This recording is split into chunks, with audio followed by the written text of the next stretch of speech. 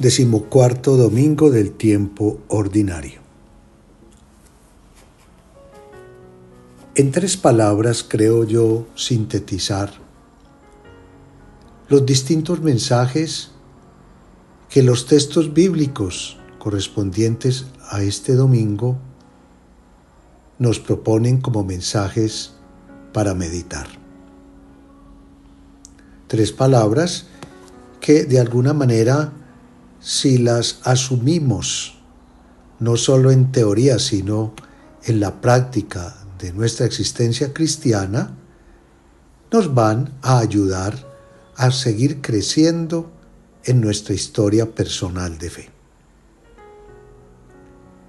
Las 3 palabras que propongo para la meditación de este domingo son alegría, misión y cruz.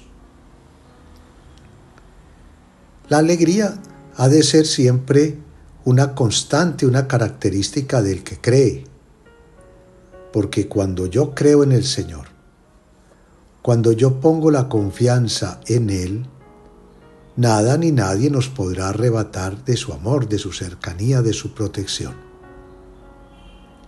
Y si yo me siento amado, atendido, cuidado por Dios, no podemos sino sentir paz en el corazón y estar alegres, gozosos, aún en medio de la adversidad, de las dificultades que podamos tener. Feliciten a Jerusalén, dice el profeta Isaías, gocen con ella todos los que la aman. Únanse a su alegría todos los que la acompañaron en su luto. Hay toda una promesa de vida nueva que el profeta recuerda cómo el Señor se apiada de su pueblo, lo libera de sus tormentos, los consuela en los momentos de tribulación y por tanto tenemos que vivir alegres. El texto de hoy dirá, así lo verán y se alegrará su corazón y rebosarán de salud. Papa Francisco, lo recordamos muy bien, insistía mucho en que el cristiano tiene que ser una persona alegre. Y lo dijo en Colombia y en otros lugares. No se dejen arrebatar la alegría. Porque la alegría es distintivo de aquel que vive en el Espíritu. Es gozo, es júbilo, es emoción, es amor, es expresión de regocijo al sentirnos amados por Dios, al sentirnos miembros todos de una misma familia. En esta primera palabra yo quiero hacer mucho énfasis porque aún en medio de las dificultades que vivimos, miedos por las guerras, por las pobrezas, por la situación de desazón política, social que vivimos, podemos tender a la tristeza. Y el Señor nos dirá, no te preocupes, vive alegre, alegre en el Señor, y que haya himnos y cánticos espirituales. La segunda palabra es misión. El capítulo 9 de San Lucas nos presenta a Jesús instruyendo a los apóstoles para la misión. Y en este capítulo 10 también aparece Jesús ya instruyendo a los 72. En paralelo con San Mateo, podemos decir que este es el discurso misionero de Jesús. La tarea que encomienda a los 12, la tarea que encomienda a los 72. Pero ¿quiénes son esos 72? Somos todos nosotros, los discípulos, los seguidores, los que escuchando la predicación de los 12 nos convertimos al Señor y entramos a ser parte de la gran familia de los hijos de Dios. Pero como nuestra presencia y participación en la familia no es pasiva, quien hace parte de la familia tiene que vivir alegre y tiene que anunciar lo que ha visto y oído, tiene que ser discípulo misionero. Y la tarea de nosotros, los discípulos, todos en la iglesia, tarea que recibimos desde el bautismo, es anunciar el reino. Y por eso el texto de hoy les dirá que vayan por todas partes, que anuncien el reino, y si lo reciben, maravilloso, y si no lo reciben, también digan que el reino de todas maneras llegará. El reino llega no porque nosotros lo pidamos, porque es regalo de Dios. Estar ahí, siempre atento a que lo acojamos, porque ese reino de Dios es Jesús mismo. Dirá el texto que vamos a ser enviados como ovejas en medio de lobos, que va a haber dificultades en la misión. Vamos a encontrar muchos problemas para llevarla a cabo, pero el Señor también dirá a los discípulos, dirá a los apóstoles y nos lo repetirá a nosotros hoy: no tengan miedo, que yo estoy con ustedes para librarlos.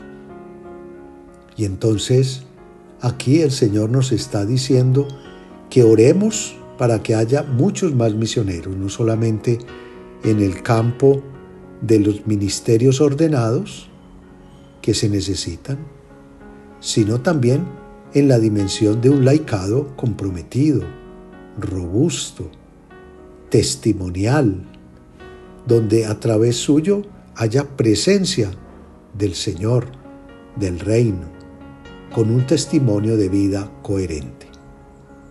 La mejor misión es la manera como tú, cristiano, vives. Porque tu manera de vivir, tu manera de actuar, tu manera de hablar, hará posible que Jesús se transparente a través tuyo. La alegría propia del cristiano, la misión, responsabilidad propia del cristiano. Pero les hablaba de una tercera palabra. Yo diría que es como el perno, el que une estas dos dimensiones. Tiene que haber una motivación para vivir en la alegría. Tiene que haber también otra motivación para hacer la misión. Y Pablo nos la presenta en la cruz. Hermanos, dice Pablo, lejos de mí gloriarme si no es en la cruz de nuestro Señor Jesucristo.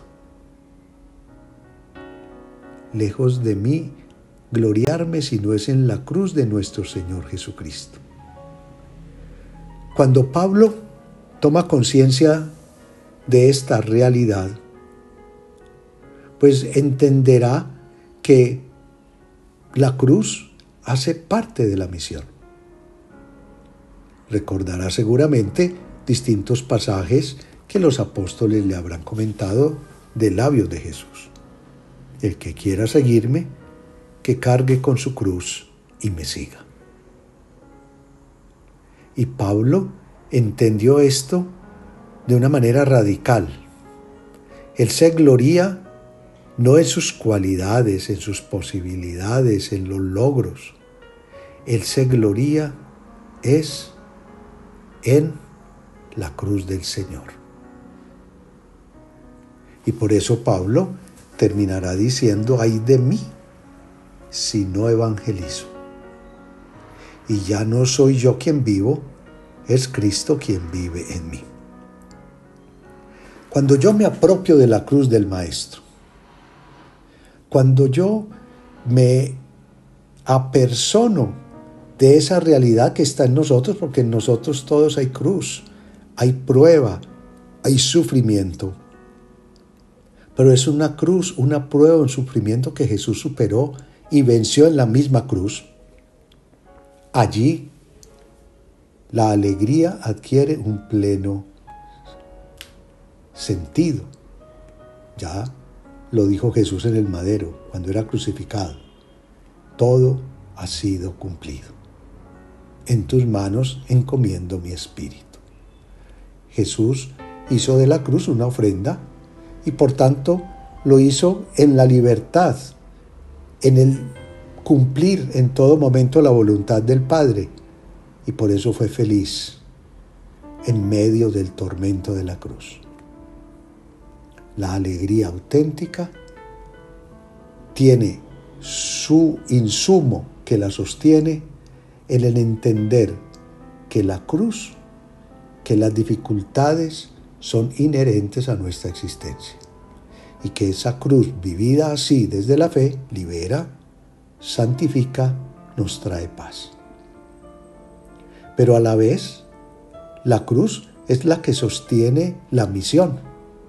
Los mártires, los santos en general en la iglesia, los confesores, afiancaron toda su acción evangelizadora en la cruz, imitando al crucificado, amando hasta el extremo como Él.